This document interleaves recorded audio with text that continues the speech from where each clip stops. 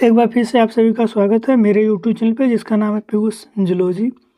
और आज की इस वीडियो में हम लोग बात करने वाले हैं कलर ब्लाइंडनेस के बारे में, यानी कि वर्णधानता के बारे में। तो इसकी खोज है, इसके बारे में सबसे पहले होर्नर नामक वैज्ञानिक ने 1876 में बताया था।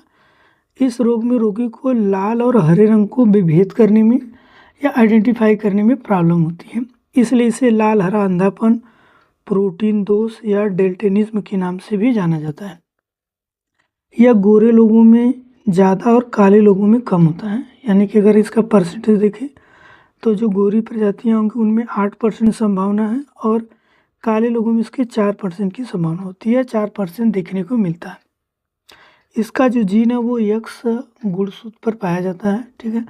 यह भी एक तरह का लिंग संलग्न रूप में हम लोग इन चीज़ों को पढ़ते हैं। अगर कोई वर्धांत पुरुष है या महिला है तो वो रेलवे में या फिर किसी डिजाइनर चीज़ों में या कला में भाग लेने में उनको प्रॉब्लम हुई, क्योंकि इन स्थानों पर लाल और हरे रंग का कलर होता है और उन्हें इन कलर को आइडेंटिफाई करने में प्रॉब्लम होगा। अब हम देखते हैं कि इनकी वंशावली किस तरह से चलती है। वंशावली का मतलब है कि अगर मान लीजिए कि हम किसी सामान्य स्त्री का किसी वर्धांत पुरुष के साथ विवाह कराएं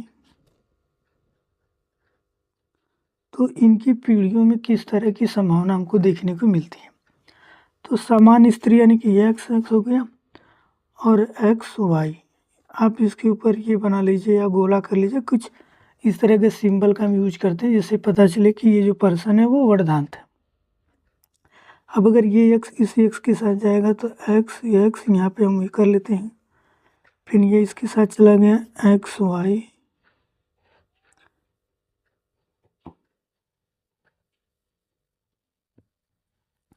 अच्छा फीमेल के केस में क्या होता है कि फीमेल में 2 एक्स होते हैं, तो अगर एक एक्स पे इसका जीन देखने को मिलता है तो वो कैरियर का काम करेंगे, यानी कि वो वाहक कहे जाएंगे। अगर दोनों पर होगा तब हम उसको वर्धांत की कैटेगरी में रखेंगे। तो यहाँ पर अगर हम देखें तो यहाँ पे हो जाएगा वाहक पुत्री, ये हो गया सामान्य पुत्र, अब ये भी हो गया वाहक पुत्री सामान्य पुत्र, यानी कि जितने भी लड़के होंगे सभी समान होंगे और जितनी भी लड़कियां होंगी वो सब कैरियर या वाहक होंगे। एक और कंडीशन देख लेते हैं। अगर मान लेते हैं कि वर्धांत स्त्री है और सामान्य पुरुष है, तो वर्धांत का मतलब हो गया कि इनके दोनों पर जीन पाए जाएंगे, तभी कोई फीमेल जो होगी वो वर्धांत हो सकती है और जो मेल है वो सामान्य है। तो अब अगर हम देखें तो एक्स एक्स यहाँ पर हो गया,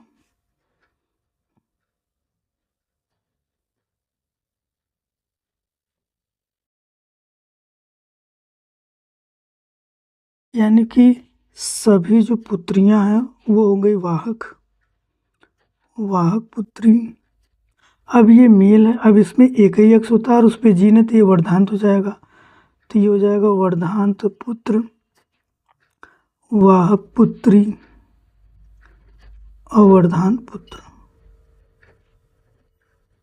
यानी कि सभी जो पुत्र होंगे वो वर्धांत होंगे और सभी जो लड़कियां होंगी वो वाहक होंगे।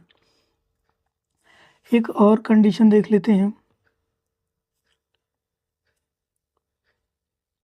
वाहक स्त्री और वर्धांत पुरुष, वाहक और स्त्री का मतलब किसी एक पर जीन पाया जाएगा, इसमें एक पर है एक पे नहीं है, तो ये इसके साथ चला गया।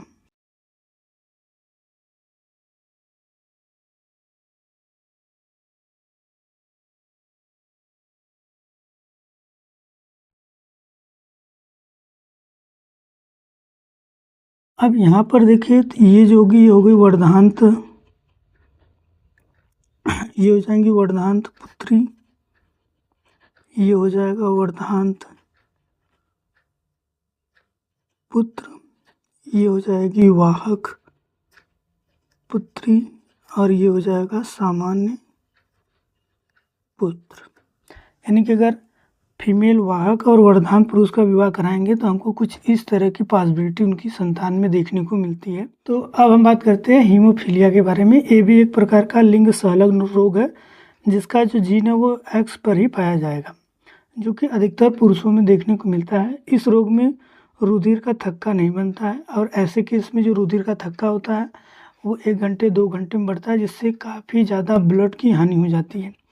हीमोफीलिया जो 2 तरह का होता है, हीमोफीलिया ए और बी। हीमोफीलिया ए में एंटी हीमोग्लोबिन की कमी हो जाती है, जिसको हम लोग फैक्टर 8 के नाम से भी जानते हैं। तो हीमोफीलिया ए में फैक्टर A8 जो होगा वो अनुपस्थित हो जाता है। और हीमोफीलिया बी जिसको थ्रोम्बोप्लास्टिन की कमी होती है, यानी कि जो फैक्टर 9 है इसकी अनुपस्थिति होती है। अगर हम देखें तो जो रुधिर का थक्का जमने का प्रोसेस होता है इसमें टोटल 12 फैक्टर भाग लेते हैं, 12 कारक भाग लेते हैं, जो कि कैस्केड मैनर में काम करते हैं। कैस्केड मैनर का मतलब होता है कि नंबर 1 कारक दूसरे को एक्टिवेट करेगा, दूसरा वाला तीसरे को, तीसरा वाला चौथे को, चौथा वाला पाँचवें को, ऐसे ये कार्य करते हैं। अब अगर इस पूरे सेगमेंट में 8वें नंबर का फैक्टर अनुपस्थित हो तो 9वें नंबर का जो फैक्टर होगा वो एक्टिवेट नहीं होगा, ना ही 10वें का होगा, ना ही 11 ना 12। तो इस तरह से खून का जो थक्का जमने वाला प्रोसेस है वो नहीं होगा। इस केस में अगर फैक्टर 9 एब्सेंट है तो ना 10 एक्टिवेट होगा, ना 11 ना 12। तो इस केस में भी रुधिर का थक्का नहीं जमेगा। अब हम देखते हैं कि इसकी वंशावली किस तरह से चलती है। अब मान लेते हैं कि कोई वाहक स्त्री है, उसका विवाह सामान्य पुरुष के साथ किया जा रहा है। यहाँ पर भी सेम वही चीज़ होगी, यानी कि अगर फीमेल के एक एक्स पर जीन है तो वो वाहक होगी, दोनों पर होगी तो वो रोगग्रस्त होगी, और मेल के एक पर ही होगा तो वो रोगग्रस्त हो जाएंगे। अब वाहक स्त्रीयत यानी कि इनके एक एक्स पर इसका जीन पाया जाएगा, तो H दिखाया जा रहा ताकि इस यक्स से हीमोफीलिया। तो अगर ये यक्स इस यक्स के साथ जाता तो एक्स एक्स,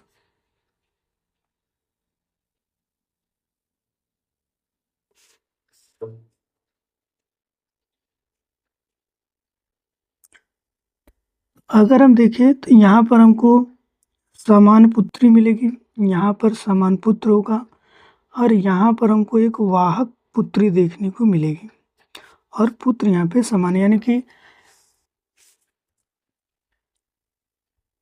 यहाँ पर अगर देखें तो ये समान पुत्री है, ये समान पुत्र है, ये वाहक पुत्री है, और ये सामान्य पुत्र है। यानी कि लड़कियों में 50% संभावना है कि वो सामान्य हो और 50% संभावना है कि वो वाहक हो सकती हैं। अब अगर हम दूसरी कंडीशन ले लें कि वाहक स्त्री है और हीमोफिलिक पुत्र है, सॉरी हीमोफिलिक पुरुष है,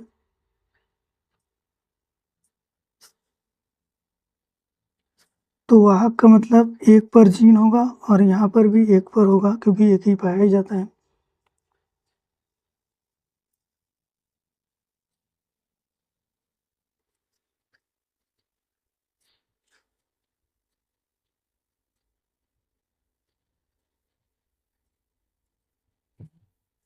अब अगर यहाँ पे देखें तो ये जो हो गई वो हो गई हीमोफिलिक पुत्री, रोगग्रस्त हो गई, ये रोगग्रस्त है।